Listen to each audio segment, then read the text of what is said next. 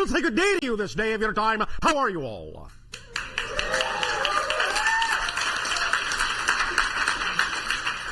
All right, thank you. We would like to begin this interaction this day of your time with once again extending to each and every one of you individually and all of you together collectively our deepest appreciation for the co-creation of this interaction and the allowance of this transmission in this way. Each and every time you co-create these kinds of interactions with our civilization, you are helping to form a bridge and a link between our respective realities and creating the formation of a third reality, a new vibration, in which we can both interact in a variety of ways. This to us is a gift, for thus we are allowed to experience through each and every one of you another facet of the multidimensional crystal of creation. So we thank you for your gift of sharing. We would like to begin this transmission in the following way, with the idea that we have labeled shifting through infinity.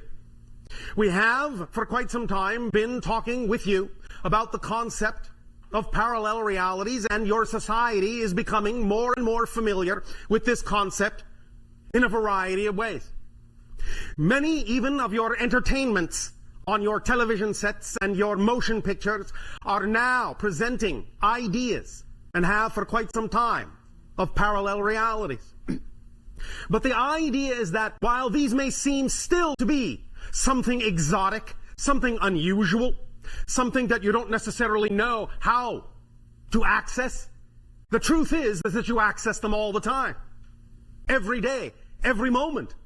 In fact, you access them billions of times per second. The idea really is to understand, as we have discussed before, is that everything already exists right now. It is all one thing. There is only here, there is only now. What you call the past, what you call the future, in a sense, are simply matters of illusionary perspective. The future and the past are perspectives, not places. They don't exist as places. They are just another way of seeing another now, another angle of the now. All the different things you call moments, this moment, that moment, from your linear space-time perspective in physical reality, are simply different perspectives, different angles, different points of view of the same now moment of existence, because there is only one. All things exist in all forms right now. So therefore, from a linear perspective, the idea of everything existing all at once is expressed in a space-time framework that you understand as multiple, simultaneously coexisting parallel realities. That's the only way for that concept to exist in a space-time referential frame. But the idea is that every single one of those in existing now is its own reality, its own universe, absolutely total and complete. But the idea is that it is like a series of frozen snapshots. Every single moment unto itself actually has no motion in it.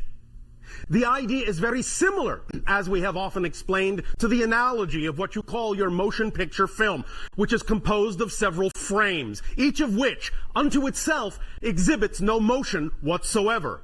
But when you run it through your projector and when you pass the light through it onto the screen, you get the illusion of motion by picturing one frame at a time in what you call a sequence. Reality is actually structured much that way. There are this number of simultaneously coexisting frozen moments, and as you pass, in a sense, you project, in a sense, your consciousness through these moments from different perspectives, you create the illusion of motion. So the idea of parallel realities is not only that there are distinct, whole and entire other realities, similar and some not similar to your own, but that movement itself, the very idea, the very effect that you call motion, even in your so-called reality, is actually the product of moving through billions of parallel frozen realities to create that illusion of motion, that illusion of continuity. So accessing parallel realities is not something you have to learn how to do. It's totally automatic to your nature as a co-creator, as an aspect of creation. The idea why we are expressing this at this time is that there are ways for you to learn to use this, to become aware of the fact that you're already doing this, to expand your awareness of the total of reality to some degree. Now, granted, from the physical perspective, you will not necessarily have the capability of becoming aware of the totality of creation, but you can certainly become aware of more of it, at least that which is relevant to the window of physical reality in which you have chosen to exist, or in which you have chosen to experience your consciousness in this way. So the idea is to understand that you don't really have to learn how to access these parallel realities. You just have to learn to accelerate your ability to perceive more of what you are already a part of. And that's really all there is to it. But we would like to give you a little bit of an illustration, if we may. Lights. All right. Now, there is a device, and this device that you have on your planet will be utilized to help illustrate the point. Generally speaking, when you have multiple realities, they are vibrating in a sense, flickering, if you wish to put it that way, on and off very quickly. In a sense, analogous to the idea of what you call this strobe. The idea being that because it flashes so quickly, you get a smooth sense of continuity. But physical reality, compared to the totality of all these vibrations, is actually something more like this.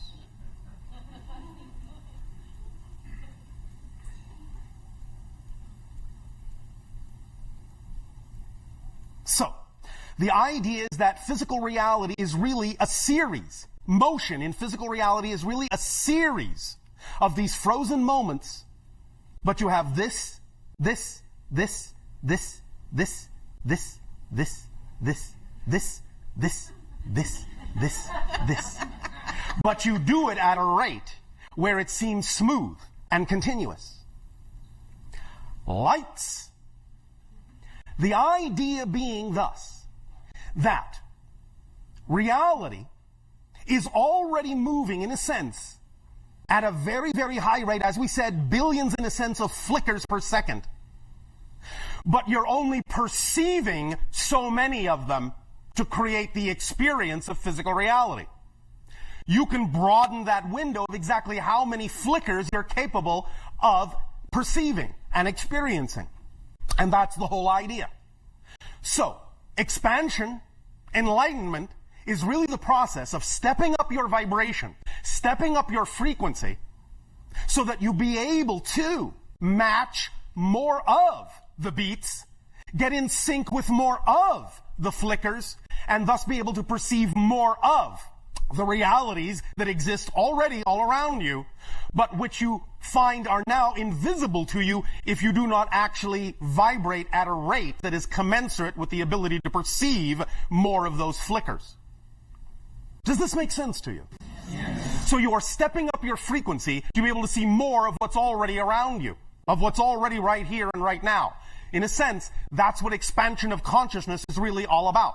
And that's why you hear over and over again the idea of the importance of raising your vibration, raising your frequency, which, as we have said, is very, very easy to do when you act on the things that give you the most joy in life, the most excitement in life. Because the excitement is your body's physical translation of the highest frequency of your true natural self. And when you stay in sync with that frequency, you are capable of perceiving more things, more levels of the reality all around you. This is what is called inspiration, imagination, creativity. And when you are in that state of unconditional love, when you are in that state, you have access to your higher self. You form a stronger relationship with the higher self, between the higher mind and the physical mind. This methodology, this idea that you are shifting constantly, gives you the opportunity to understand that it's not about learning how to shift. It's about learning what you would prefer to shift to. Since you are shifting all the time, since shifting and manifestation and transformation are automatic and immediate, so immediate that you don't even know you're doing it, so smooth are the flickers you don't even know that it's happening, you are already manifesting reality after reality after reality after reality. This moment is really a new reality. This moment is really a new reality. This moment is really a new reality. Literally. Literally. This is not a metaphor. You have passed through several billion parallel realities during the course of this transmission.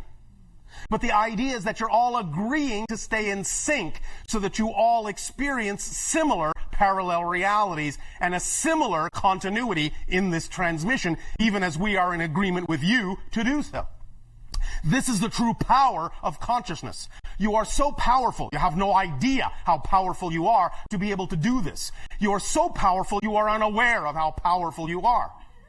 That's how powerful you are. It's so automatic and so smooth. You are such a creator and able to do this so automatically you don't even know you're doing it. That's how powerful you are. So the idea is to become more aware that you are doing this, and thus you can utilize what you are doing automatically by nature in a more conscious way, in a more aware way, in order to allow yourself to manifest the specific parallel reality configuration that is more representative of the reality that you say you prefer. So because, and here's the point, because you are constantly, automatically shifting immediately from parallel reality to parallel reality, the idea is that you don't have to learn how to shift. The idea is to understand that you can make a bigger degree in the difference between one parallel reality and the other, because the only reason you don't know you're shifting is because you keep creating parallel realities that are so similar to the last one, you barely notice the difference. Now, you do notice it because there is, as we said, such a thing as movement.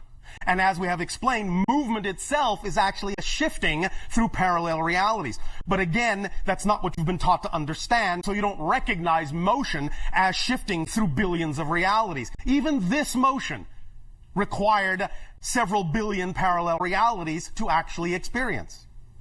The idea thus is that if you wish to really see that you're manifesting immediately and automatically, then you have to create a larger degree of difference from one parallel reality to the next. And that's where the true magic of manifestation comes in.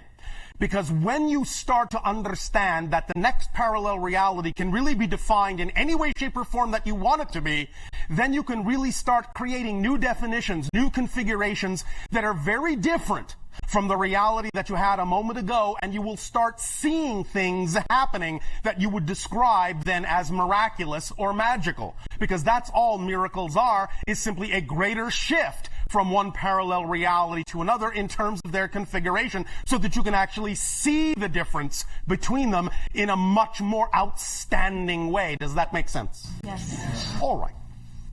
So the idea is to begin to wrap your mind around the notion, begin to feel that really you are already traveling through parallel realities with ease, effortlessly. By your very nature, this is what you do.